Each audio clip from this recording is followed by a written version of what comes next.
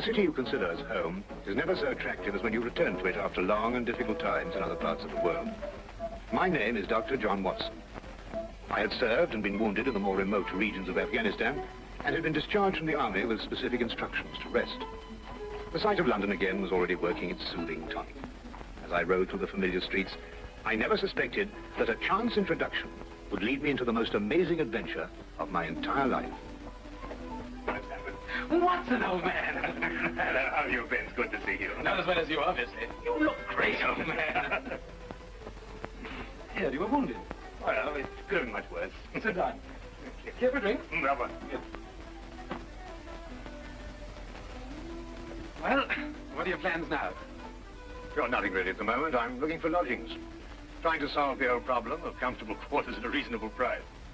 That's odd. The second man today that's used that expression. Who's the other? Well, you wouldn't know him. He's doing some work in the chemical laboratory at the hospital.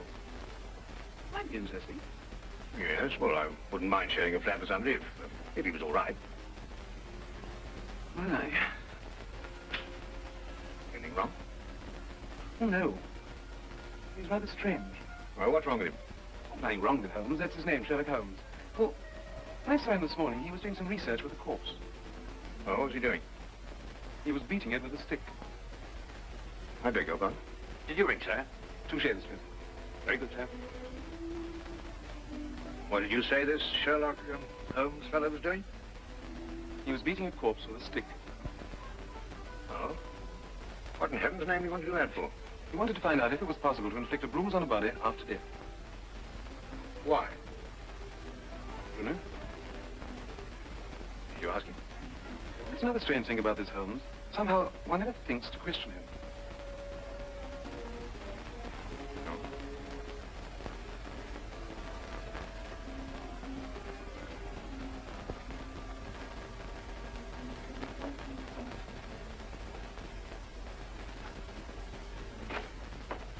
Works. It really works. You realize you've just entered the greatest chapter in the history of forensic medicine. You're Dr. Watson. Yes, I am. What works? A foolproof test for hemoglobin. You realize what this means, of course? No, I don't. You must be Sherlock Holmes. It will create a revolution in criminal investigation. Yes, I'm Holmes. How did you know I was Watson? Because you've just come back from Afghanistan. How do you do? How you do? How did you know I just come back from Afghanistan? Well, it's written all over you. The problem has generally been that a man is suspected of a crime months after the crime is committed. Then when they find bloodstains on objects of clothing, they can't be sure if it's blood, mud, or rust stains. But this solves the whole thing, of course. Oh, of course. Of course. Stanford told me you were looking for someone to share the flat you'd found. You know, if this test had been in existence a year ago, it would have meant that von Bishop of Frankfurt would most certainly have been hung. And that goes for Mason of Brantford, Muller and O'Fay, naturally. Naturally. Who are these people? Did you know, I'm delighted to meet you, Watson. I think you'll like the flat. It's in Baker Street, by the way. Or we could pop round this afternoon and have a look at it if you care. Yes, oh yes, rather, I'd like that. Good. Did you mind if I play the violin? No, go right ahead. No, I mean now. I mean when we're sharing the flat. Oh, no, of course not. I like a bit of good music. Oh, good. I'm not very good. Oh. Tell me, Holmes. Yes. How did you know I just got back from Afghanistan? Well, it's obvious. Now, that's what you said before. It's a bit obvious. You're a doctor, that much we know. But with the air of a military man, therefore an army doctor. You've acquired a sunburn. I know it's not your natural color because your wrists are white. Your eyes tell me that you've recently been ill. I'd say some sort of tropical fever. You use your left arm stiffly as though you've sustained a wound. Now the problem becomes, where would an army doctor have contracted a fever, sustained a wound? The answer, my dear Watson, is in the present campaign in Afghanistan, naturally. Naturally. Of course, it's obvious. Naturally. We examined the rooms at 221B Baker Street that afternoon and promptly moved in on the following day. I had, at this point, known Sherlock Holmes for only 24 hours. But the man's fantastic powers of perception, coupled with the almost unpredictable personality I'd ever encountered, kept me in a state of constant surprise when I wasn't being shocked. It was unbelievable, the things he knew and the things he didn't know. Oh, really, my dear Holmes? You mean to tell me you didn't know that the Earth moved around the sun? Really? But every school child knows that. Well, now I know it, too. I shall probably proceed to forget it. But why? Yes, why? Why should I remember it? Well, because it's a natural phenomenon. Well, is it important? Does it affect us? If you told me the Earth went around the moon, would it make any possible difference to our way of life? Well, put it that way, no. Then it's useless information, and I shall do my best to forget it. I advise you to do the same. At times, I thought the man was joking and simply having a bit of fun at my expense. But I soon learned that he was in dead earnest. I also, unknown to him, made a brief classification of the man's knowledge. Literature? Nothing. Philosophy? Nothing. Astronomy? Nothing. Politics? Disinterested. Botany? He knew everything there was to know about poison, and absolutely nothing about practical gardening. Chemistry? Profound. Sensational literature? Without question, Sherlock Holmes knew the details of every horror perpetrated in the last 100 years.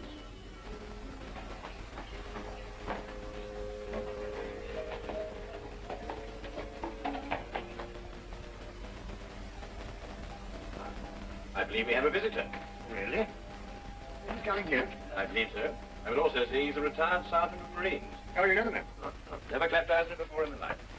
Well, in that case, that's one of the wildest statements I ever heard. How can you possibly guess he's a retired sergeant of Marines? You've never seen him. A guess, my dear Watson. A calculated deduction. Yes, he is coming up here. Do you mind if I ask him his profession? Oh, by all means. Now, where did I put my violin case? Hmm? Oh, it's over here.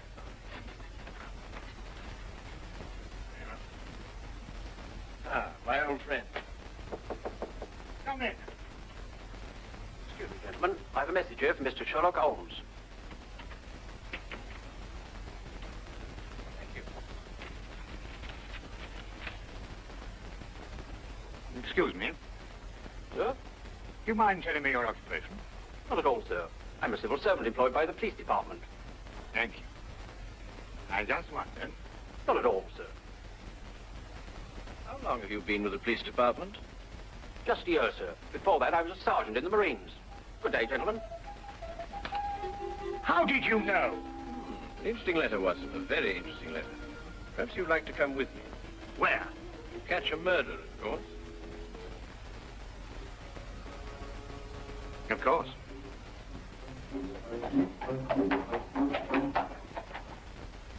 How did you know that that man was an ex-sergeant of Marines? Who? A messenger from the police. Oh, yes, the retired sergeant of Marines. That's what I said. Well, there's nothing mysterious about such observations, my dear Watson, but unfortunately, when explained, they lose their romantic order of mystery.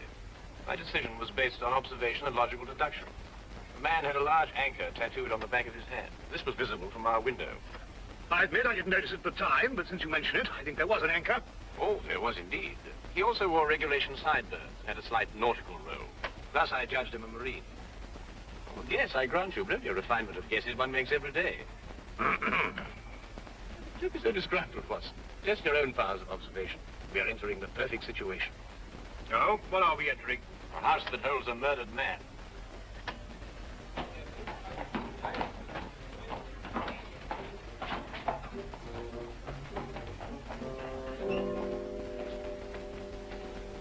Inspector Lestrade inside. Yes, sir. May I have your name, please? Yes, Sherlock Holmes. This is Dr. Watson. Oh, that's quite all right, sir. Inspector Lestrade gave instructions to admit you. Oh, good. Oh, by the way, has the body been removed? No, sir, but the medical examiner's just gone. Oh, thank you. Let's hope they haven't moved things about too much.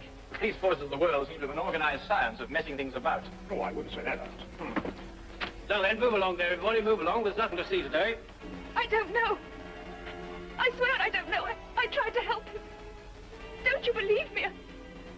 I had to do what I could. It was instinctive. Instinctive for a woman like you to commit murder. That's not true. You know it's not true. I know you hate me, but you can't believe I'd do a thing like this. Yes, I can, and I do. She's a murderess. You know it as well as I. She murdered your brother. It's a lie. Yes, it's a lie. The entire story's a lie. The relationship you had with my son was a lie. My son's been murdered. This girl's a murderess. Why she did it, what her motive was, I don't know. They were engaged without my blessing. I can only be grateful that she gains nothing by her crime. Your duty now is to convict her. Just a moment, please.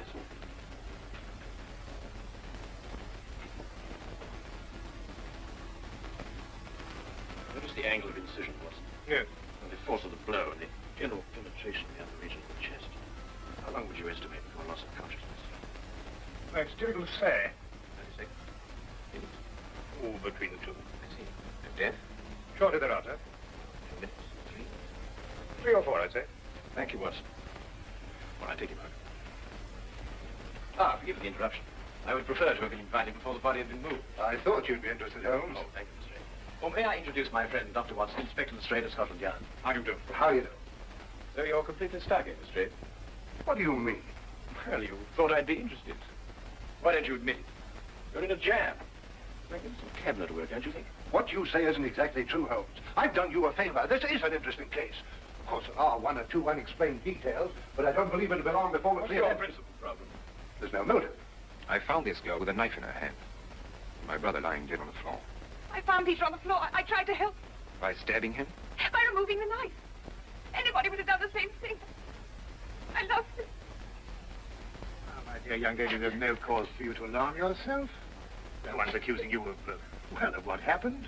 This would be a clear-cut case if only she had a reason for murdering him. There happened to be a policeman outside the house during the murder, and he said that no one can then except her. Well, what about the others? Who benefits by her death? Well, no, and the estate was left in such a way that if he died before he married, everything went to charity. My dear Inspector Lestrade, he didn't die before he married. This young lady and the man whose body was carried out of here have been married for at least a week. In the event of his death, I imagine everything passes to her.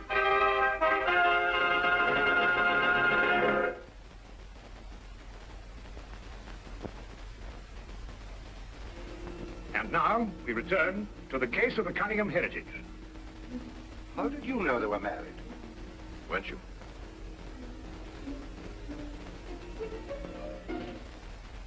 Yes, a week ago. Then you do benefit by my brother's death.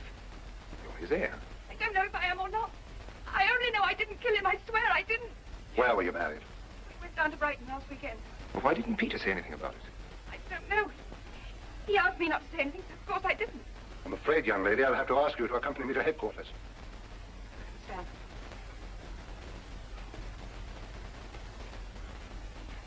Inspector, I think I should tell my mother. Yes, of course. Tell me, Holmes, how did you know they were married? Well, the man's hands had the remains of a sunburn, the fading marks of a narrow ring, but not as yet that indentation of the finger a ring generally leaves. A weekend in the sun at Brighton explains the whole thing perfectly.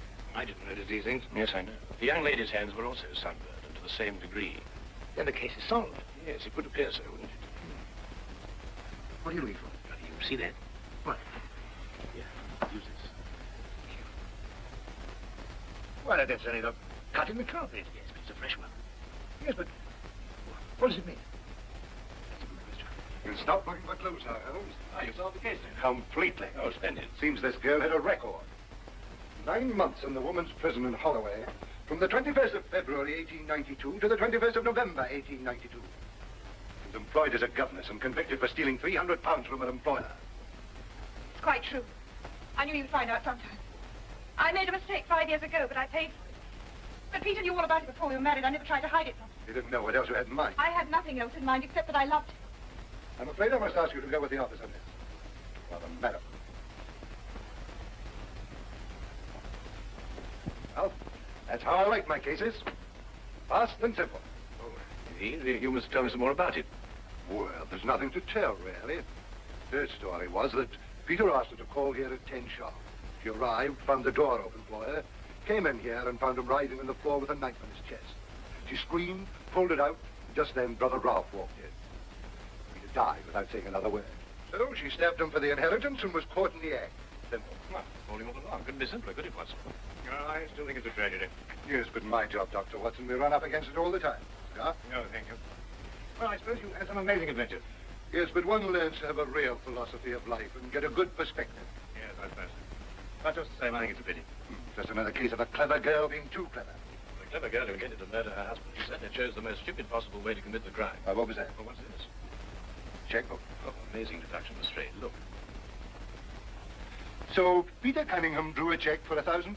6 weeks ago, and 5 weeks ago, and 4, and 3, and 2, and that's all. Well?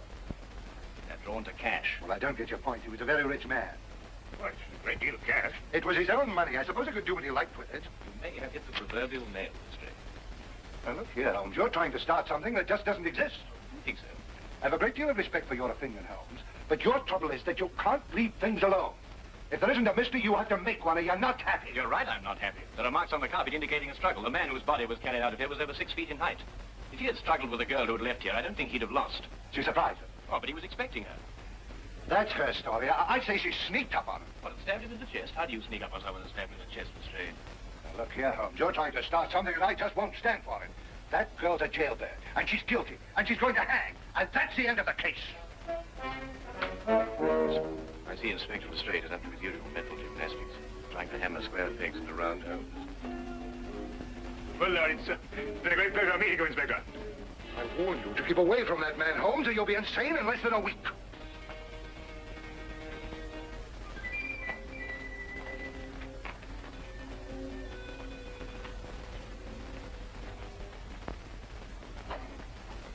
What time is it?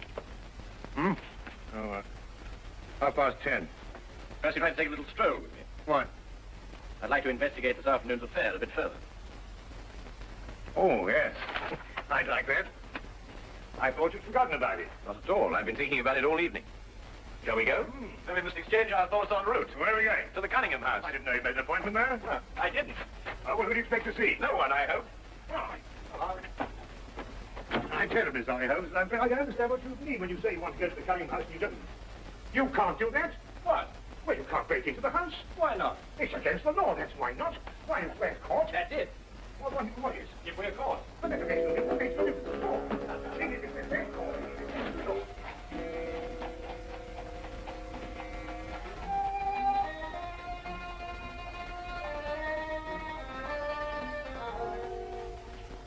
Quickly now. But look, Holmes, we can't. Go.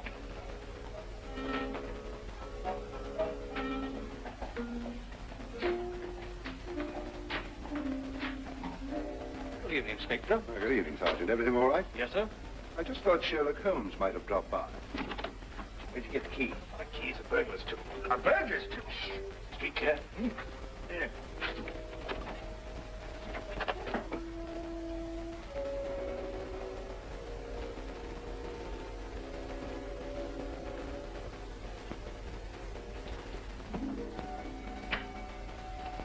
How do you know he's out? Because I had a spy watching the house. Go through that cabinet. What am I looking for? Papers, bank statements, anything to indicate passage of money from Peter Cunningham's account. Go on.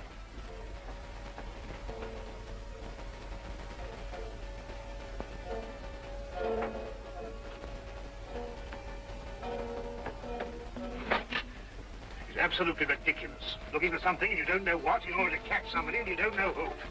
Quite ridiculous. Nothing over my side. Keep looking. Who do you think's got it? Whatever it is we're looking for. Why did Peter Cunningham try to hide the fact of his marriage? A week or a month would have made a difference as far as his mother was concerned. She would never have consented to his new bride anyway.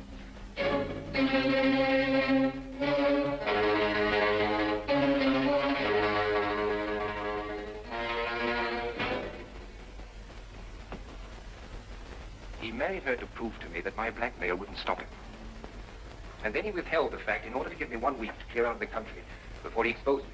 The money he paid you went to buying up your promissory notes. I was being pressed, Mr. Holmes. My brother's engagement to a jailbird gave me a perfect opportunity to extract a little money from him. In fact, if he hadn't been such a bullhead, it would have gone on for quite some time. A jailbird, as you put it, makes the perfect murder suspect. Perfect, Mr. Holmes. And you and Dr. Watson make perfect burglary suspects. When I report your death to the police, they can't possibly blame me for defending the sanctity of my home.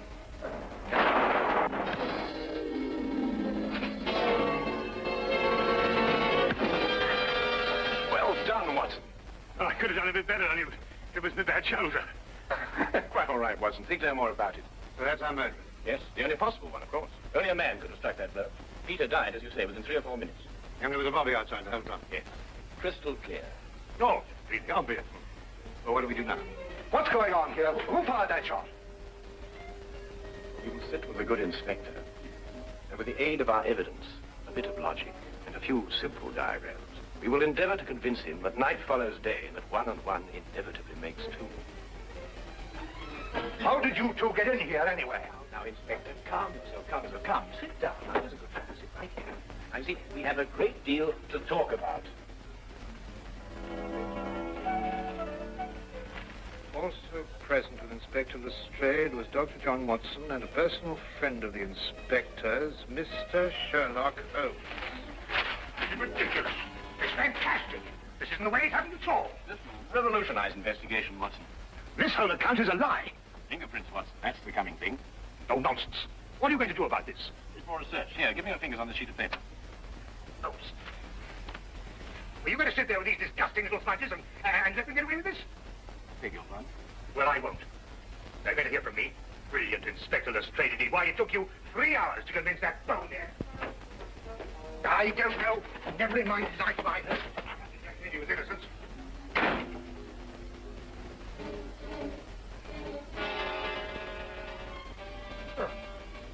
I wonder if he got more than a shoulder wound in Afghanistan.